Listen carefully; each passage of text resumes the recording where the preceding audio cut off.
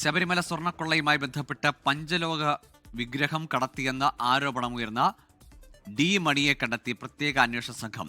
ഡിഡിഗൽ സ്വദേശി ബാലമുരുകൻ എന്ന ഡി മണിയെ ചെന്നൈയിൽ ചോദ്യം ചെയ്തു. പഞ്ചലോഹ വിഗ്രഹങ്ങൾ കടത്തിയെന്ന മൊഴിയിലാണ് ചോദ്യം ചെയ്യൽ.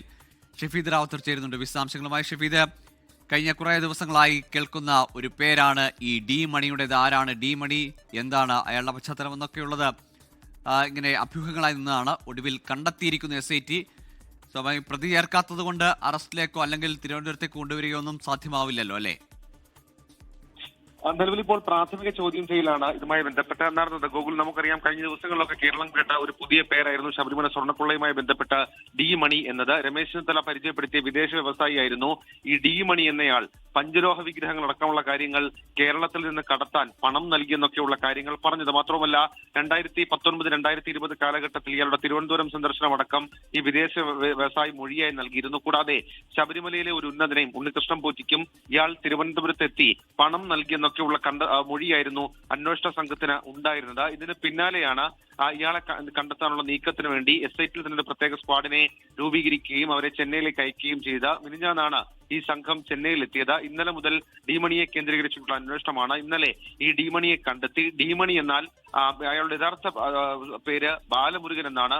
ഡിണ്ടിഗൽ സ്വദേശി എന്നുള്ളതാണ് നിലവിൽ ഇപ്പോൾ അന്വേഷണ സംഘത്തിന് മനസ്സിലായിരിക്കുന്ന വിവരം. ഇയാളെ ഇന്നലെ കുറച്ചു നേരം, അതായത് വളരെ ചുരുങ്ങിയ മണിക്കൂർ മാത്രം പ്രാഥമികമായ ഒരു ചോദ്യം ചെയ്യൽ നടത്തി. ഇന്ന് വീണ്ടും ഇയാളെ ചോദ്യം ചെയ്യാനാണ് അന്വേഷണ സംഘത്തിന്റെ നീക്കം. അതേസമയം ഇയാളോടൊപ്പം ഉണ്ടായിരുന്ന മറ്റു ചിലരെ കേന്ദ്രീകരിച്ചും അന്വേഷണ സംഘം അന്വേഷണം ആരംഭിച്ചിട്ടുണ്ട്. പ്രത്യേകിച്ച് സ്മാർട്ട് ക്രിയേഷൻസ് അടക്കം ബന്ധമുള്ള ചില സംവിധാനങ്ങളെ കേന്ദ്രീകരിച്ചുകൊണ്ടാണ് നിലവിൽ ഇപ്പോൾ ഇതുമായി ബന്ധപ്പെട്ട അന്വേഷണം തുടരുന്നത്. നാളെ ഈ ശബരിമല സ്വർണ്ണക്കൊള്ളയുമായി ബന്ധപ്പെട്ട് അന്നത്തെ A. പത്മകുമാറിനോടൊപ്പം ദേവസ്വം ബോർഡ് അംഗങ്ങളായിരുന്ന KP ശങ്കരദാസ്, N. വിജയകുമാർ എന്നിവർക്ക് ചോദ്യം ചെയ്യലിന് നോട്ടീസ് നൽകിയിട്ടുണ്ട്. സ്വാഭാവികമായും അതിനു മുൻപ് നിലവിൽ SITക്ക് മുൻപ് ലഭിച്ചിരിക്കുന്ന മൊഴികളിൽ വ്യക്തത തേടുകയാണ് അന്വേഷണ സംഘം ലക്ഷ്യം വെക്കുന്ന കാര്യം. ഷഫീദ്, ഈ ഡി മണിയുടെ ഇടപാടുകൾ അത് ഈ നിലവിലെ സ്വർണ്ണക്കൊള്ളയ്ക്ക് അപ്പുറത്തേക്ക് വിഗ്രഹ കടത്തുമായി ബന്ധപ്പെട്ട് അന്താരാഷ്ട്ര സംഘവുമായൊക്കെ ഇയാൾക്ക് ബന്ധമുണ്ടെന്ന തരത്തിലുള്ള സൂചനകളും അത്തരത്തിലുള്ള അഭ്യൂഹങ്ങളും വിവരങ്ങളും ഒക്കെ പുറത്തു വന്നിരുന്നല്ലോ. ഉറപ്പായിട്ടും. കാരണം രണ്ട് പ്രധാനപ്പെട്ട കാര്യങ്ങളായിരുന്നു പറഞ്ഞിരുന്നത്. ശബരിമല സ്വർണ്ണക്കൊള്ള സമയത്ത് ഈ ഡി മണി എന്നയാൾ ഈ തിരുവനന്തപുരത്തേക്ക് എത്തി ചില ഇടപാടുകൾ ശബരിമലയിൽ ഒരു ഉന്നതരുമായി നടത്തി എന്നുള്ളതായിരുന്നു ഈ വിദേശ വ്യവസായിയുടെ മൊഴി. ആ മൊഴി അടക്കമുള്ള കാര്യങ്ങളുടെ പശ്ചാത്തലത്തിലായിരുന്നു ഈ ഡി മണിയെ കേന്ദ്രീകരിച്ചിട്ടുള്ള അന്വേഷണം ആരംഭിച്ചത്. മാത്രമല്ല ഇക്കാര്യത്തിൽ കൃത്യമായി പറഞ്ഞാൽ ഈ ഉണ്ണികൃഷ്ണൻ പോറ്റിയായിരുന്നു ഈ പഞ്ചലോക വിഗ്രഹങ്ങളുടെയും ഇടനിലക്കാരൻ, അതിന്റെയും വിൽപ്പനയുടെ ഇടനിലക്കാരൻ. 2020 ഒക്ടോബർ 26 തിരുവനന്തപുരത്ത് വെച്ച് പണം കൈമാറ്റം നടന്നു. ശബരിമലയുമായി ബന്ധപ്പെട്ട ഒരു ഉന്നതനും ഈ കച്ചവടത്തിൽ പങ്കുണ്ടെന്ന് ഇയാൾ മൊഴി നൽകിയിരുന്നു. വിദേശ വ്യവസായി മൊഴി നൽകിയിരുന്നു. ഉന്നതനും ഉണ്ണികൃഷ്ണൻ പോറ്റിയും ഡി മണിയും മാത്രമാണ് തിരുവനന്തപുരത്ത് നടന്ന പണം കൈമാറ്റത്തിൽ പങ്കെടുത്തതെന്നും വ്യവസായി മൊഴി നൽകിയിരുന്നു. അങ്ങനെ വളരെ പ്രധാനപ്പെട്ട ഒരു മൊഴി എന്ന രീതിയിലാണ് SIT അത് കാണുകയും അതേപോലെ തന്നെ ഇതുമായി ബന്ധപ്പെട്ട നീക്കങ്ങൾ നടത്തുകയും ചെയ്ത്. അതിനൊടുവിലാണ് ഈ ഡി മണിയെ ഇപ്പോൾ ചെന്നൈയിൽ വെച്ച് കണ്ടെത്തുകയും ഇയാളെ ചോദ്യം ചെയ്യുകയും ചെയ്തിട്ടുള്ളത്. ഇന്നും ഈ വിഷയത്തിൽ ചോദ്യം ചെയ്യൽ തുടരും. ഗോകുൽ, ഷഫീദ്, ഒരു കാര്യം, ഇപ്പോൾ തന്നെ 2 FIRകളുണ്ട് ഇതുമായി ബന്ധപ്പെട്ട്. കട്ടളപ്പാളിയും ദ്വാരപാലക ശില്പങ്ങളുമായി ബന്ധപ്പെട്ട് ഈ വിഗ്രഹക്കടത്ത് എന്നത് തെളിയുകയാണെങ്കിൽ പുതിയൊരു FIRനും അങ്ങനെ കുറെ കൂടി വിപുലമായ ഒരു അന്വേഷണത്തിലേക്കൊക്കെ പോകേണ്ടി വരില്ലേ?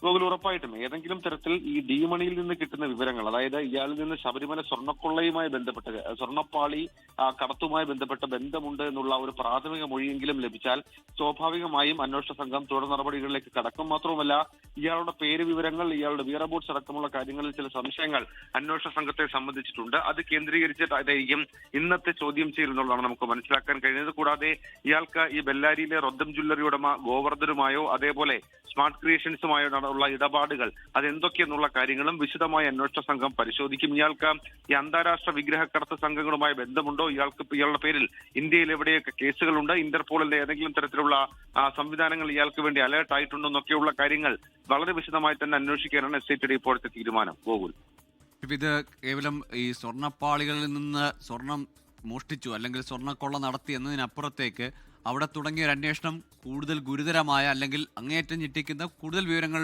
പുറത്തു വരുന്നതിലേക്കാണ് എത്തുന്നത്. സ്വാഭാവികമായും ഇതൊരു വിപുലമായ അന്വേഷണം ശബരിമല കേന്ദ്രീകരിച്ച് കുറെ കൂടി വിശദമായ അന്വേഷണത്തിലേക്കൊക്കെ വിരൽ ചൂണ്ടുന്നത് കൂടിയാണ് പുറത്തു വരുന്ന വിവരങ്ങൾ. ഗോകുൽ ഉറപ്പായിട്ടും. കാരണം നേരത്തെ ഈ SITക്ക് അന്വേഷണം ഏതാണ്ട് വഴിമുട്ടി നിൽക്കുന്ന സമയത്തായിരുന്നു ഇതുമായി ബന്ധപ്പെട്ട വിദേശ വ്യവസായയുടെ നിർണായക ഒരു വിവരം ലഭിക്കുന്നത്. ആ വിവരത്തിന്റെ അടിസ്ഥാനത്തിലാണ് ഗൂഗിൾ ആ വിവരത്തിന്റെ അടിസ്ഥാനത്തിലായിരുന്നു അന്വേഷണ സംഘം ചില പരിശോധനകൾ നടത്തുകയും ഈ മൊഴി, അതായത് SITക്ക് മുൻപിൽ എത്തുന്ന എല്ലാ സംഭവത്തെക്കുറിച്ചും ക്രോസ് ചെക്കിംഗ് നടത്തും എന്നുള്ള കാര്യം SIT തീരുമാനിക്കുകയും ഈ ഡി മണിയെ കേന്ദ്രീകരിച്ച് അന്വേഷണം നടത്തുകയും ചെയ്തിട്ടുള്ളത്. ഇന്നലത്തെ ചോദ്യം ചെയ്യലിൽ ഡി മണിയുടെ യഥാർത്ഥ ബിസിനസ്സുകൾ എന്ത്, മാത്രവുമല്ല ഇയാൾ ഈ വിഗ്രഹം വിഗ്രഹക്കടത്തുമായി ബന്ധപ്പെട്ട് എങ്ങനെയൊക്കെ ബന്ധപ്പെട്ട് നിൽക്കുന്നു, ഏതെങ്കിലും തരത്തിൽ മുൻപ് രാജ്യത്ത് നടന്നിട്ടുള്ള സമാനമായിട്ടുള്ള വിഗ്രഹക്കടത്തോ അതല്ലെങ്കിൽ ക്ഷേത്രങ്ങളുമായി ബന്ധപ്പെട്ട് നടന്ന തട്ടിപ്പുകളിലോ ഡി മണിക്ക് പങ്കുണ്ടോ, ശബരിമലയിൽ ഇയാൾ എത്തിയിട്ടുണ്ടോ, കൂടാതെ ഈ സ്വർണ്ണപ്പാളി, കട്ടിടപ്പാളി ഇടപാടുകളുമായി ബന്ധപ്പെട്ട സമയങ്ങളിൽ ഉണ്ണികൃഷ്ണൻ പോറ്റിയുമായി ഇയാൾ ഏതെങ്കിലും തരത്തിൽ അടുത്തിട്ടുണ്ടോ എന്നൊക്കെയുള്ള കാര്യങ്ങൾ അത് തെളിവടക്കം അന്വേഷണ സംഘത്തിന് സ്ഥിരീകരിക്കേണ്ട സാഹചര്യമുണ്ട്. അതുകൊണ്ട് തന്നെയാണ് വളരെ വിശദമായ ചോദ്യം ചെയ്യൽ ചെന്നൈയിലെത്തി നടത്താൻ തീരുമാനിച്ചത്. ഇന്നും ഡി മണിയെ കേന്ദ്രീകരിച്ച് കൂടുതൽ അന്വേഷണവും ചോദ്യം ചെയ്യലും ഉണ്ടാകും. ഇയാളോടൊപ്പമുള്ള മറ്റു ചിലരെ കേന്ദ്രീകരിച്ച് കൂടി അന്വേഷണം നടത്താൻ SIT ഈ ഘട്ടത്തിൽ തീരുമാനിച്ചിട്ടുണ്ട്. ഗോകുൽ. ശരി ഷഫീദ്, ഏതായാലും ഡി മണി ആര് എന്ന ചോദ്യത്തിന് ഏതാണ്ട് ഒരു ഉത്തരമാവുന്നു. ഇപ്പോൾ ഡി മണിയെ കണ്ടെത്തി SIT ചോദ്യം ചെയ്യുകയാണ്. അതിൽ ശബരിമലയിലെ സ്വർണ്ണപ്പാളിയും കട്ടളപ്പാളിയുമായി ബന്ധപ്പെട്ട അന്വേഷണം ഈ അന്താരാഷ്ട്ര വിഗ്രഹക്കടത്ത് സംഘങ്ങളിലേക്ക് വരെ എത്തുകയാണ്. വിഗ്രഹക്കടത്തുണ്ടോ എന്ന കാര്യത്തിലുള്ള വിശദമായ അന്വേഷണത്തിലേക്ക് SIT പോകേണ്ടത് ഒരു സാഹചര്യം കൂടി എത്തിയിരിക്കുകയാണ്. ഷഫീദ് റാവുത്തറാണ് വിശദാംശങ്ങൾ നൽകിയത്. ലോകത്തെവിടെയായാലും ഏത് സമയത്തും 24 വാർത്തകളും ഓഗ്മെന്റഡ് റിയാലിറ്റി പാക്കേജുകളും എക്സ്പ്ലെയിനറുകളും വിശദമായി കാണാൻ ഞങ്ങളുടെ YouTube ചാനൽ നിങ്ങൾക്ക് സബ്സ്ക്രൈബ് ചെയ്യാം.